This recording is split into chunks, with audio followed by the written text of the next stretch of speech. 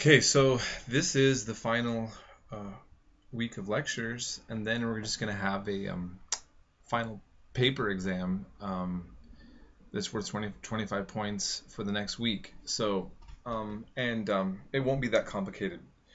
For now, I'm going to have to leave it a little bit of a mystery, but you're fine where you're at right now. And sometimes at this time, some of my classes I'm able to cut back a little bit. With the cram course doing World Civ, I kind of needed to give us, work all the way up until now to cover everything that I wanted to cover. But I feel like this class, you guys have really shown a lot of interest in the material, which has really been exciting for me to watch you guys really,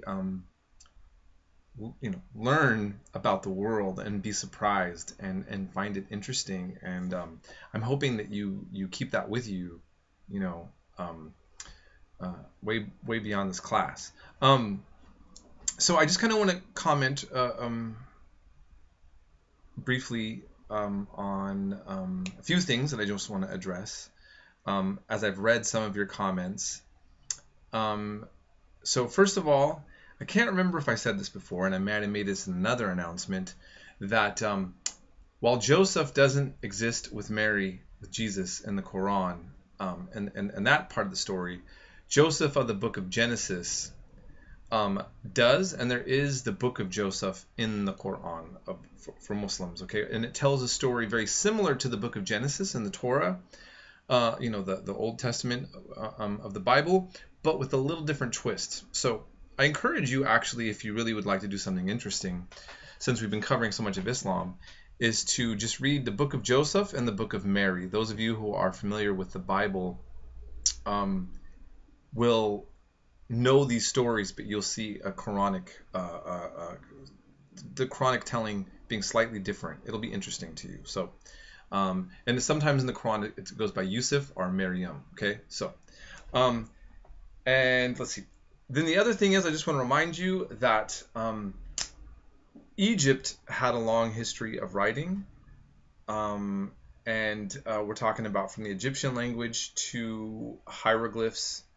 But in fact, it was Islam and Arabic is where we really then start seeing written language kind of flourish throughout Africa. Now, many of you were kind of showing surprise by that, and disappointment about the cultures and the variety that we learned from Africa itself prior to this time period with Arabic coming in. And I want to remind you of something, that it's really Islam and Christianity that bring mass literacy to many parts of the world. I mean, those of us of European descent, okay, of any European ancestry, we forget often that, and I teach this in my Western Civ class, Germanic tribes and Celtic tribes and Slavic tribes prior to Christianity also did not have writing. For the most part, there was runes. We see certain types of writing forms, for example, with Germanic peoples, but it wasn't set up for large amounts of literature. Okay, so in other words, the Vikings, Germanic peoples prior, to Christianity, we don't know much about them. In fact, what we know is what people wrote about them. So the Romans wrote about Germanic people and Celtic people. And so through the lens of warfare of an enemy, we have some sort of writing. And then what ends up happening is that Roman influence takes place on the Celtic and Germanic world.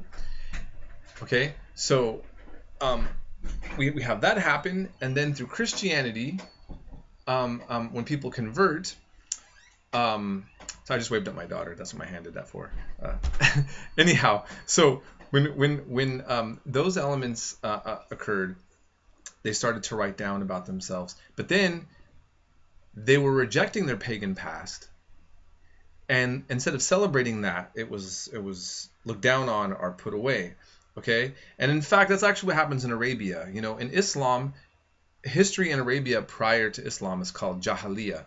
time of ignorance, and kind of looked down on. There's some sort of celebration of some of the poets and literature and so forth. So the kind of paradox of Christianity and Islam is that there's a demotion of past history on one hand, and then the preservation on the other with writing. And in fact, Germanic culture and all the stories we have about Vikings, Norse gods, and things that we would associate with being Germanic, for instance, come from 13th century Icelandic Christians that were writing about things that appear to come from memory, oral traditions passed down, but then retold through a Christian lens in many ways, and it's not always quite clear what is being said is fully representative of all Germanic people's religions prior to Christianity and stuff. So I don't know if I lost you or not. I guess what I just wanted to point out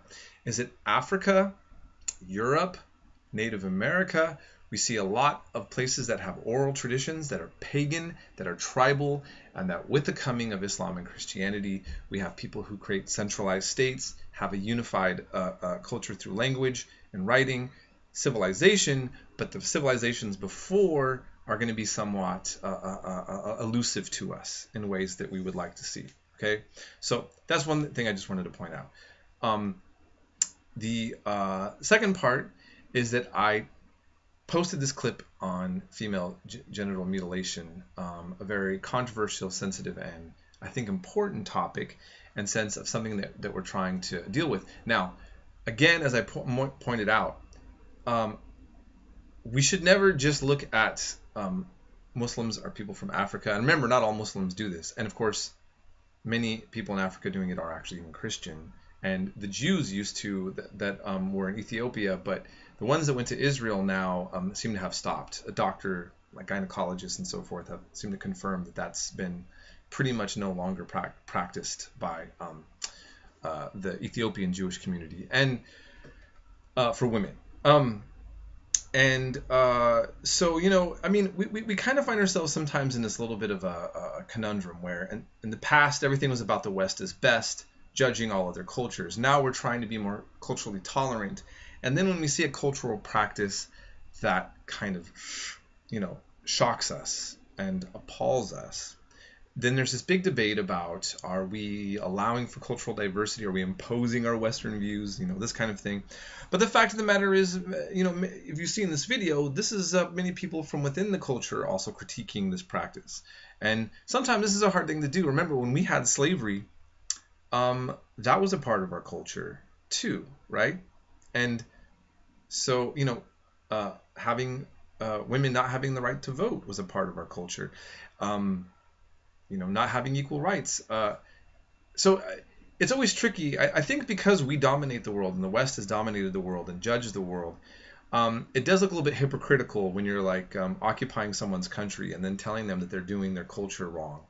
That they have a human rights problem, and then you have a military occupation. And that's been kind of this whole big complexity to the issue of this concept of universal human rights. Right? Okay. There was a woman from Afghanistan who said that she was quite annoyed by feminists complaining about women having to wear burqas, and her big issue was getting her kids fed, and that was the least on their priorities of their concern. While that seemed to be the big symbolic thing that women in the West couldn't fathom, these poor women in these burqas, and she's like, really, this is on our priority of problems here. This is really the last of it. And we've had in the past where Britain occupied Egypt, and one of the occupiers, the ruler, I forget his name, Lord something, he was criticizing Muslim women for having to wear head coverings. And back in Britain, he was a part of a men's group that was trying to stop women from having the right to vote. And so you do have also the hypocrisy issues and the double standard issues and all that. But I think ultimately what I'm hoping that this class has really been showing you is that culture is vast. It's diverse. It's a lot of things. It can be very negative. It can be very positive. And that while we educate ourselves and we become more exposed, we do become, on one hand, more tolerant, but we also see the world as it really is.